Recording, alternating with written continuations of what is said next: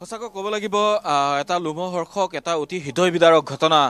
আৰু এই ঘটনা যে যেতিয়া ঘটনাটো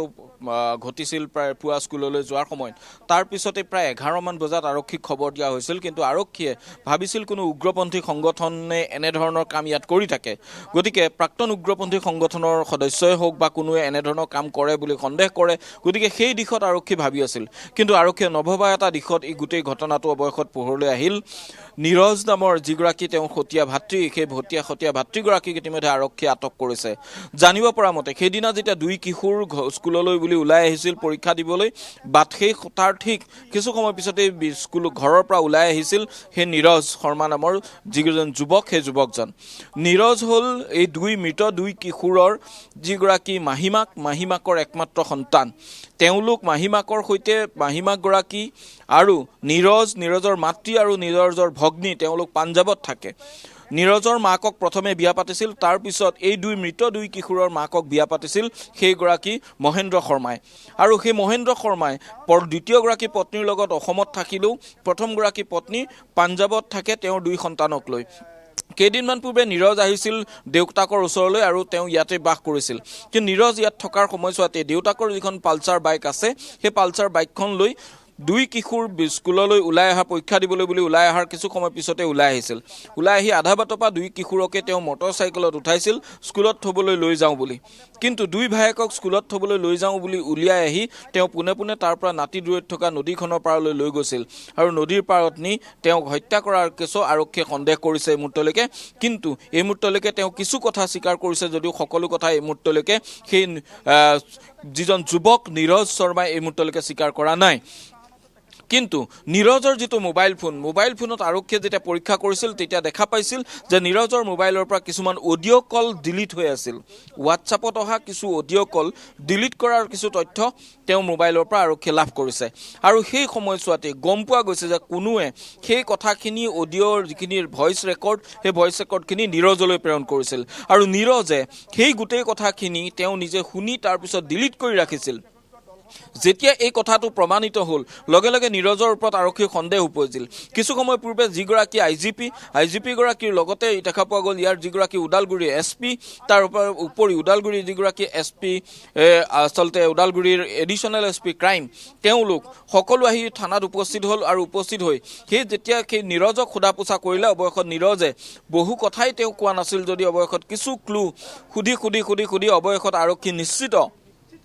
নিশ্চিত হৈছে যে নীৰজেই দুই ভাতৃক হত্যা কৰিছে আৰু নীৰজে ভাতৃক কিয় হত্যা কৰিলে সেই কথাখিনি এতিয়ালৈকে নীৰজে মুখ খোলা নাই আৰু নীৰজে সেই সময়ত ব্যৱহাৰ কৰা যিখন পালচাৰ বাইক সেই বাইকখনো আৰক্ষীয়ে জব্দ কৰি বৰ্তমান থানাত ৰাখিছে আৰু নীৰজক এতিয়াও থানাৰ ভিতৰত সোধপোছ অব্যাহত ৰাখিছে এইখনেই হ'ল টংলা আৰক্ষী থানা আৰু টংলা আৰক্ষী থানাত আৰক্ষীয়ে বৰ্তমান সোধপোছ অব্যাহত ৰাখিছে নীৰজক আৰু নীৰজে এই যে তেওঁ সেই সময়ত পালচাৰ বাইকখনত লৈ আহি দুই ভাতৃক নদীৰ মাজলৈ নি পূৰ্বৰে কৰা পৰিকল্পনাৰ মতেই তেওঁ অতি জঘন্যভাৱে দুই ভাতৃক যে হত্যা কৰিছিল এই কথাটো এক প্ৰকাৰ স্পষ্ট হোৱাৰ পিছতেই ইতিমধ্যে গোটেই টংলাত সকলোৱে ভাবিব নোৱাৰা কথা এটা সংগত হৈছে সকলোৱে ভাবিছিল যে এওঁক হত্যা কৰাৰ অন্য কোনো হ'ব পাৰে কিন্তু নিজ ভাতৃয়ে এনেধৰণে অতি নৃশংসভাৱে এই দুই কণমানি ভাতৃক হত্যা কৰিব পাৰিব বুলি কোনেও কল্পনা কৰা নাছিল কিন্তু শেষত এই নীৰজে আহি যে এনেধৰণে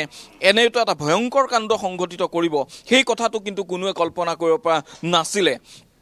কিন্তু আৰক্ষীয়ে অতি আচৰিত কথা গুঞ্জন আৰক্ষীয়ে প্ৰাথমিকতে সন্দেহ কৰিছিল যে এই হত্যাৰ আঁৰত হয়তো পাৰিবাৰিক থাকিব লাগিব সংঘাত নহয় আন কিবা এটা ৰিজন থাকিব লাগিব কাৰণ দুই কিশোৰক একেগৰাকী মাকৰে দুগৰাকী কিশোৰ যদি কাৰোবাক টাৰ্গেট হ'লহেঁতেন ব্যৱসায়িক টাৰ্গেট ধন দাবী অন্য থাকিলে জ্যেষ্ঠ এজন ব্যক্তিক আটক কৰিলেহেঁতেন গুঞ্জন কিন্তু দুই কনিষ্ঠ সন্তানক আক্ৰমণ কৰা বিষয়টোৱে আৰক্ষীক বিষয়টো অন্য দিশেৰে ভাবিবলৈ এক প্ৰকাৰ বাধ্য কৰিছিল আৰু অন্য দিশেৰে ভাবোঁতেই তেওঁলোকে আচলতে গোটেই বিষয়টো ভাবিছিল যে পাৰিবাৰিক হোৱাৰ সম্ভাৱনা অত্যাধিক আৰু সেয়েহে তেওঁলোকে পাৰিবাৰিক দিশেৰে বিষয়টো ভাবিছে আৰু পাৰিবাৰিক দিশেৰে ভাবি চাওঁতে তেওঁলোকে ক্লু লাভ কৰিছিল যে এইগৰাকী ভাতৃ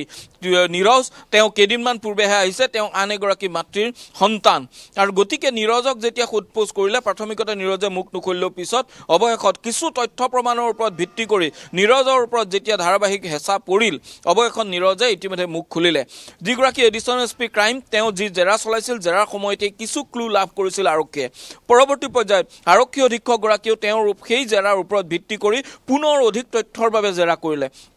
পৰৱৰ্তী পৰ্যায়ত কিছু সময় পূৰ্বে জিলা আয়ুক্তগৰাকী ইয়াত উপস্থিত আছিল আৰু জিলা আয়ুক্তগৰাকীৰ উপস্থিতিতে IGP গৰাকী তাৰ সমান্তৰালকৈ SP গৰাকীয়ে যি সোধপোছ কৰিছিল তাত নীৰজে এক প্ৰকাৰ মুখ খুলিবলৈ বাধ্য হৈছিল আৰু নীৰজে অৱশেষত স্বীকাৰ কৰি লৈছে যে এই হত্যাকাণ্ডটো তেওঁ কৰিছে কিন্তু মটিভটো কি এইটো আটাইতকৈ গুৰুত্বপূৰ্ণ কথা মটিভ কি আছিল নীৰজে হত্যা কৰাৰ আঁৰৰ ৰহস্য কি আছিল কিয় হত্যা কৰিবলৈ বাধ্য হৈছিল নৈ ভাতৃক সেই কথাখিনি এতিয়াও ওলাবলৈ বাকী তাৰ সমান্তৰালকৈ আন এটা দিশো মই কৈছোঁ তদন্তৰ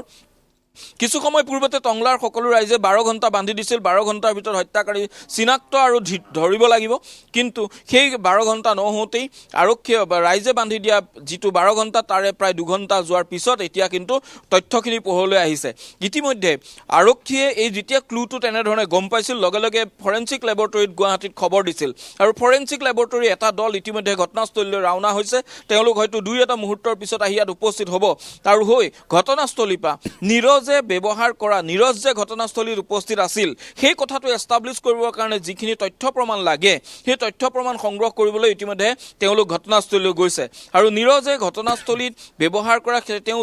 জোতাৰ চাপেই হওক তেওঁ চেণ্ডেলৰ চাপেই হওক তেওঁ তাত ব্যৱহাৰ কৰা তেওঁ যিটো ফিংগাৰ প্ৰিণ্টেই হওক অন্যান্য কিছু তথ্য প্ৰমাণ তাৰ পৰা লাগিব আৰক্ষীক পৰৱৰ্তী পৰ্যায়ত সেয়েহে কি তথ্য পায় সেই কথা বুটলিবলৈ হয়তো টংলা আৰক্ষী বা ওদালগুৰিত তেনেধৰণৰ কোনো স্পেচিয়েল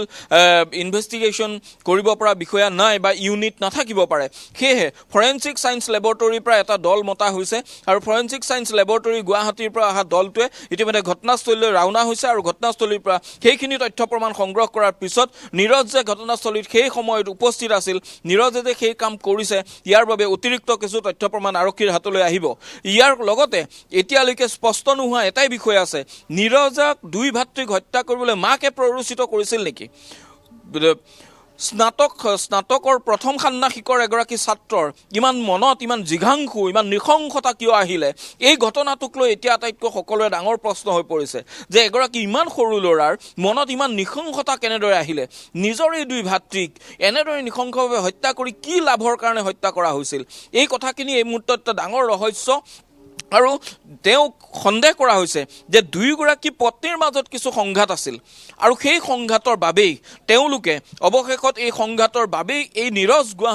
নীৰজ টংলালৈ আহিছিল নীৰজ টংলালৈ অহাৰ কাৰণটো হয়তো মাতৃয়ে তেওঁক প্ৰেৰণ কৰিব পাৰে পৰিকল্পনাটো পূৰ্বৰ হ'ব পাৰে এইখিনি প্ৰতিটো হ'ব পাৰে এইটো হয় বুলি আমি নাই কোৱা কিন্তু এতিয়াও আৰক্ষীৰ মনত এইকেইটা প্ৰশ্ন হৈ আছে হয়তো নীৰজক ইয়ালৈ প্ৰেৰণ কৰা হৈছিল পূৰ্বৰে পৰিকল্পনা কৰা হৈছিল আৰু সেই পৰিকল্পনা মতে নীৰজে পৰিকল্পনা বাস্তৱায়িত কৰি হয়তো আজিৰ দিনটোত ইয়াৰ পৰা আঁতৰি গুচি যোৱাৰ সম্ভাৱনাও আছিলে কিন্তু যেতিয়া মৃতদেহ পুৱাই ধৰা পৰিলে তাৰপিছত আৰু নীৰজ ইয়াৰ পৰা গুচি যাবলৈ হয়তো সুবিধা নাপালে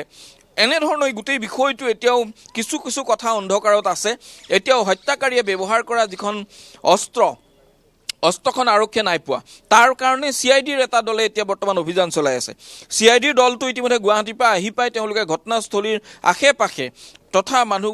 সেই গোটেই অঞ্চলটো তেওঁলোকে পৰীক্ষা কৰি আছে ক'ত দলিয়াই দিব পাৰে দাখন গতিকে দা জাতীয় এটা সামগ্ৰী ব্যৱহাৰ কৰা হৈছে বুলি প্ৰাথমিক অনুসন্ধানত পোহৰলৈ আহিছে আৰু সেই দাখন ক'ত পেলাব পাৰে আৰু সেই দাখনে প্ৰমাণ কৰিব যে দাখন নতুনকৈ কিনা হৈছিল নে ঘৰৰ পৰা অনা হৈছিল যদি ঘৰৰ পৰা অনা হৈছিল সেইখন কাৰ ঘৰৰ দা তাৰ ওপৰত ভিত্তি কৰি নতুন তথ্য পোহৰলৈ আহিব পাৰে গতিকে এতিয়া এই যিখিনি প্ৰশ্নবোধক আছে বিমল আপোনাৰ হৈতে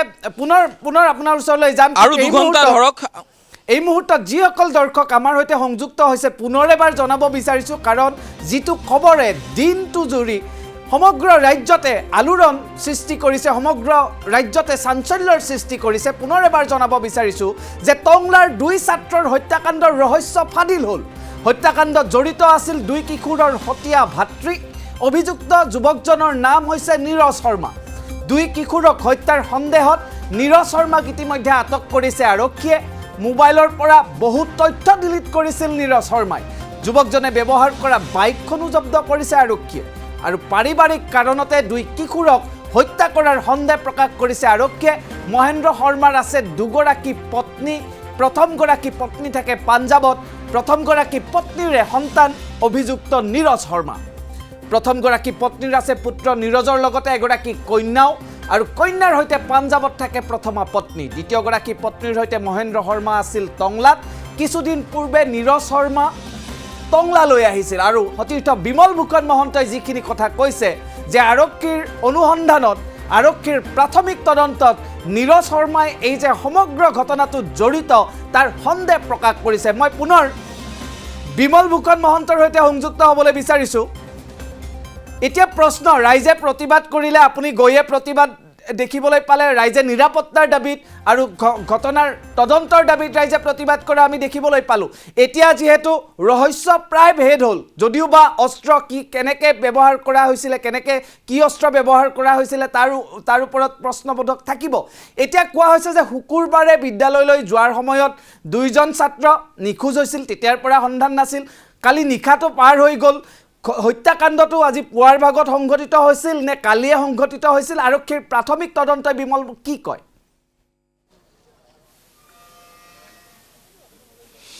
চাওক, হত্যাকাণ্ডটো সংঘটিত হৈছে কিমান সময়ত এই কথাটো প্ৰাথমিকতে কৈ দিব পৰা বিষয় নহয়। হত্যাকাণ্ডটো সংঘটিত কৰাৰ সময়টো ডিটেক্ট কৰাটো খুব টান। এইটো মৰণোত্তৰ পৰীক্ষাতহে হ'ব যে কিমান সময়ত, কিমান ঘণ্টাৰ মৰণোত্তৰ পৰীক্ষা কৰাৰ কিমান ঘণ্টাৰ পূৰ্বে এইটো হৈছে তাৰ এটা লামচাম। হয়তো 3 ঘণ্টাৰ পৰা 1 ঘণ্টাৰ পৰা 3 বা 13ৰ পৰা 14 ঘণ্টা বুলি ক'ব, 14ৰ পৰা 15 ঘণ্টা ক'ব, এনেধৰণৰ এটা টাইম ফ্ৰেমহে মৰণোত্তৰ পৰীক্ষাত ওলায়। গতিকে তাৰ ওপৰত ভিত্তি কৰি গম পোৱা যাব যে সেই সময়ত নীৰজে পোনে পোনে তেওঁলোকক নদীলৈ লৈ গৈছিল নে নীৰজে লৈ গৈ তেওঁ ক'ৰবাত ফুৰাই মেলি আনি পৰৱৰ্তী পৰ্যায়ত তেওঁলোকক নদীৰ পাৰলৈ লৈ গ'ল, তাত হত্যা কৰি নীৰজ ঘৰলৈ গৈছিল।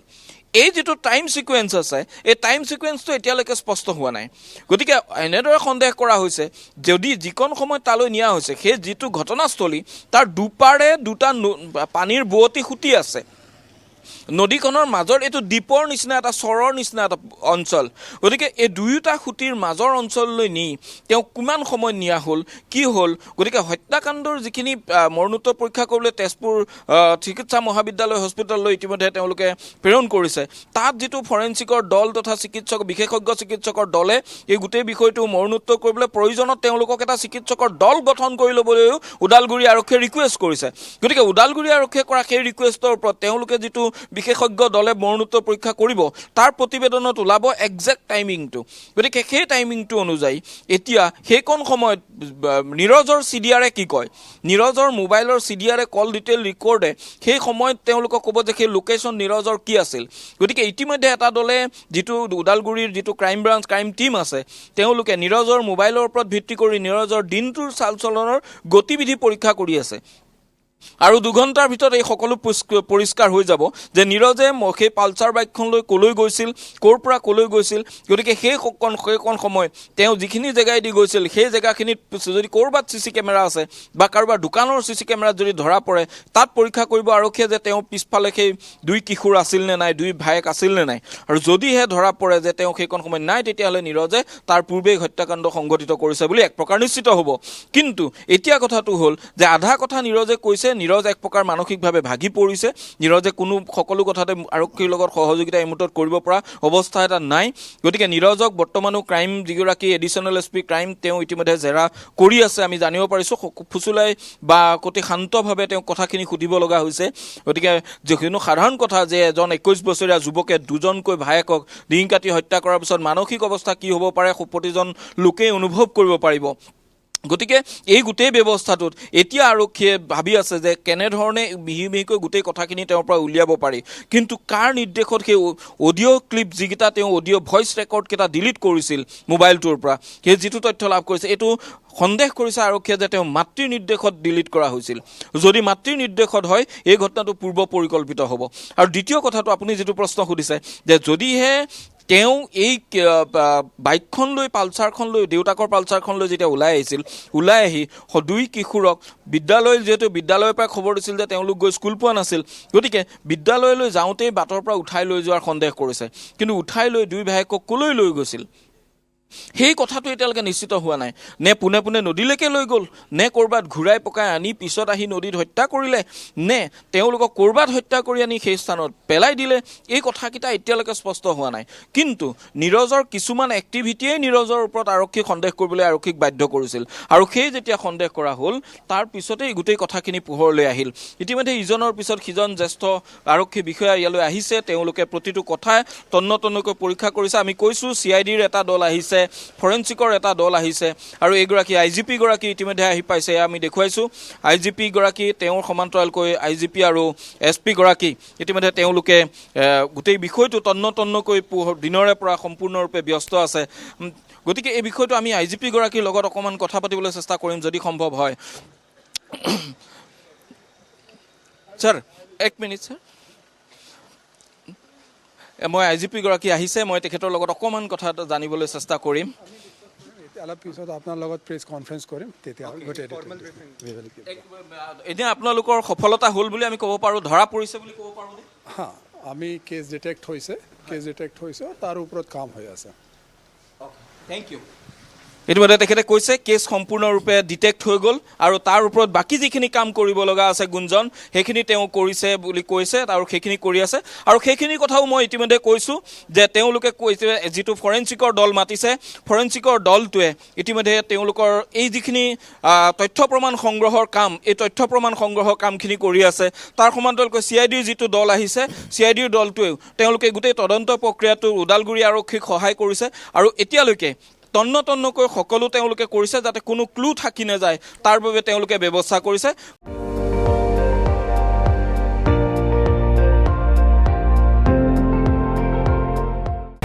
আপুনি চাই আছে ND24 সৰ্বশ্ৰেষ্ঠ নহয় সৰ্বোত্তমৰ দৌৰ